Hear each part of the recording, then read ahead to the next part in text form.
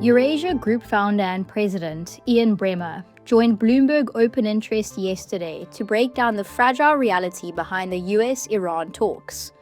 He warns that any peace deal may prove more political theater than real progress, and explains why the conflict's impact on oil and gas prices could still carry major political consequences in the US. Let's listen in. U.S.-Iran talks are planned in Pakistan for Wednesday, according to CNN. Vice President J.D. Vance is expected to fly there tomorrow. Ian Bremmer, Eurasia Group president and founder, outlined 4 key risks that could derail an Iran deal. He joins us now. Ian, it is the consistent headline fatigue and fog of war that we've been dealing with. First, the Strait of Hormuz is open on Friday. Then Iran says it's closed on Saturday. Questions surrounding the U.S. seizure of an Iranian ship. Are you confident, like this market is, that we are indeed in an off-ramp to peace?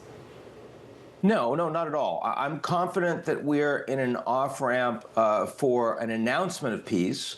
I think we will get a second round of talks. I think they'll go forward. I think Vance will get there and he'll talk to the Iranians.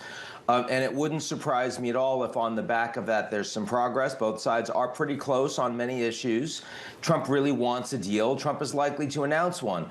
But moving from an announcement to an actual implementation that then lets us feel like we can get traffic in the Strait back to normal, that's a lot of lifting that has to happen before then. There are a lot of ways that can blow apart.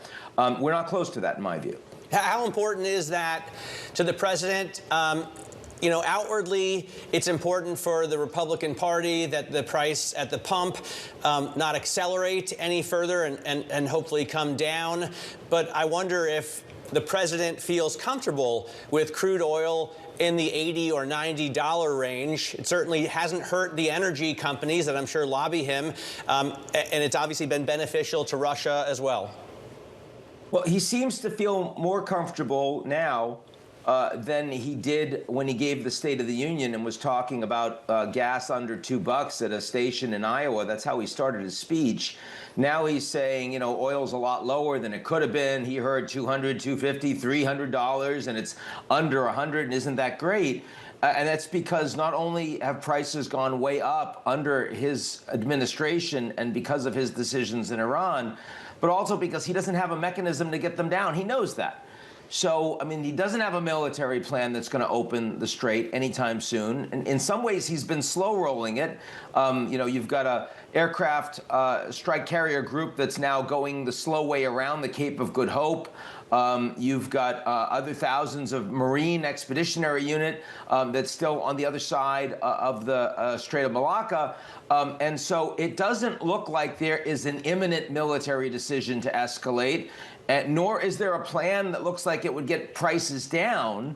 So at this point, Trump has to accept that come November, a big part of his efforts at the midterms are going to be underwater with affordability. But so this is why you're confident, Ian, that we're going to get an extension of the ceasefire, right? Because that is supposed to end on Tuesday night. We're seeing now headlines that talks may actually happen Wednesday in Islamabad, which would be great timing to extend the ceasefire for no reason at all. The big problem, though, is that would allow the Iranians to dig out, as you put in your notes, some of their missiles that our U.S. and Israeli attacks have buried. Well, that's already happened, right?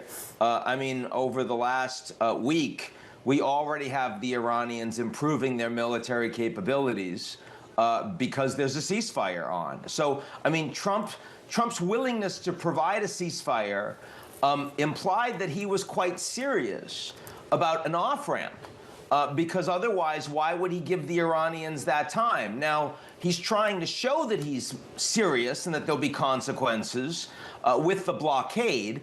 I think that is, and with the attack and the seizure of an Iranian vessel. At the same time, the ceasefire is still in place. The Americans haven't violated it.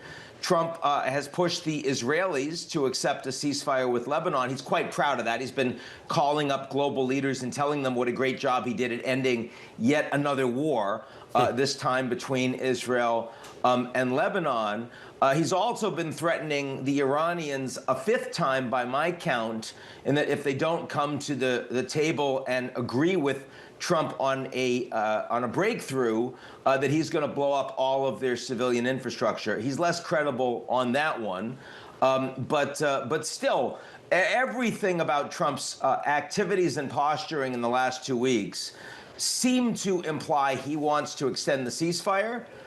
Seems to imply he really doesn't want to go back to fighting if he can avoid it. But still, there is this U.S. military blockade in the Strait of Hormuz. I mean, this just coming out now that they've directed 27 vessels to turn back, according to the U.S. military. Ian, to what degree does this place more economic pressure on Iran itself? And is that something that could move the needle further, that could bring them to the table?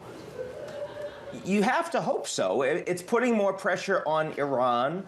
It's also putting more economic pressure on the United States, which improves America's credibility. Let's remember that Iran has a lot more money today than they did 6 weeks ago, because the oil prices are so much higher and because the United States wasn't imposing a blockade. In fact, until last week, the Americans had suspended oil sanctions on Iran, because at that point, Trump was focused more on keeping prices down than on pressuring the Iranian regime. He has since flipped that logic on its head, and so now he's trying to do more to show the Iranians he's going to squeeze them.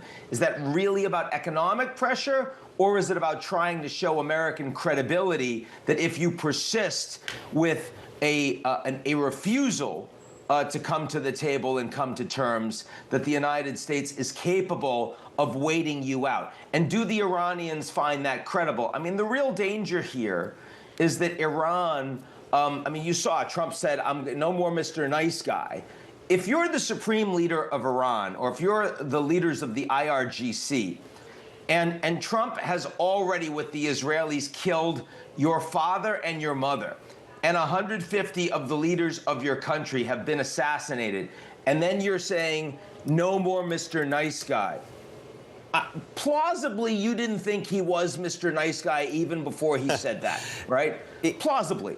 So I think that, you know, the problem is America is trying to negotiate, having already blown up the negotiations, with a group of leaders that may not be focused just on how do we get to yes with the United States. There may be a willingness to engage in retribution. Yeah. There may be some ideology that is not about just survival as a regime. This may be kind of the challenge that the Israelis had with Hamas in Gaza, for example. But I don't think the Americans are prepared to do the damage to Iran that the Israelis were to the people of Gaza, to get to their military outcomes. And so that limits the ability of Trump to force the Iranians to do what he wants. Ian, to what extent has Putin and Russia been a beneficiary of this war? And how is China positioned? Russia is a near-term beneficiary, probably the biggest of the near-term beneficiaries. Again, like Iran, until last week, selling a lot more oil and gas and fertilizer, and that's what the Russians have to export at much higher prices because of the war. And those sanctions remain lifted, by the way, on Russia.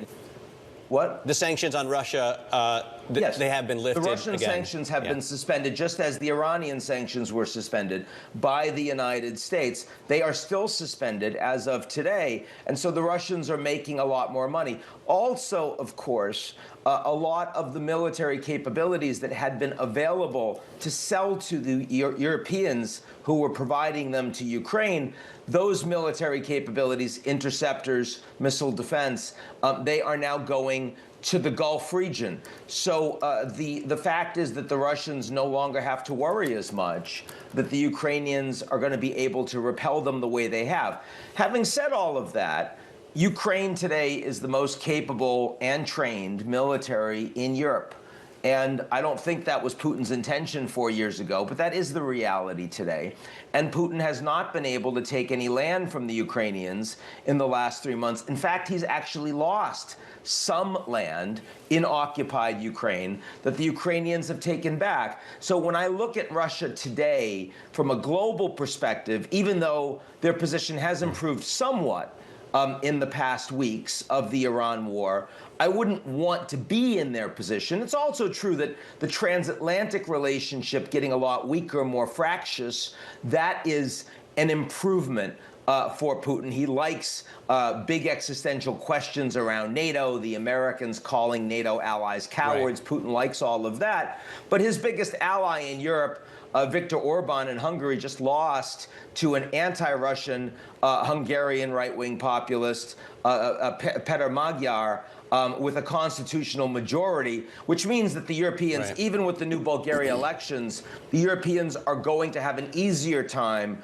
raising more money for Ukraine, raising more loans for Ukraine, putting tougher sanctions on the Russians. So I really don't think Putin's in a materially better position, right, as a consequence of all this. China is in a materially better position long term because so many countries are angry with the United States. This war that the Americans launched in Iran is enormously unpopular with almost every country in the world except Israel. And that has led many governments to want to hedge more with other countries, including with China. So long term, even though this hurts the Chinese economy, they're not a big energy exporter. They don't like to see these prices going up any more than the Indonesians or the South Koreans. But long term, China sees themselves as in a better strategic position. That was Eurasia Group founder and president Ian Bremmer on Bloomberg Open Interest. I'm Kerry Lanaghan for BizNews.com.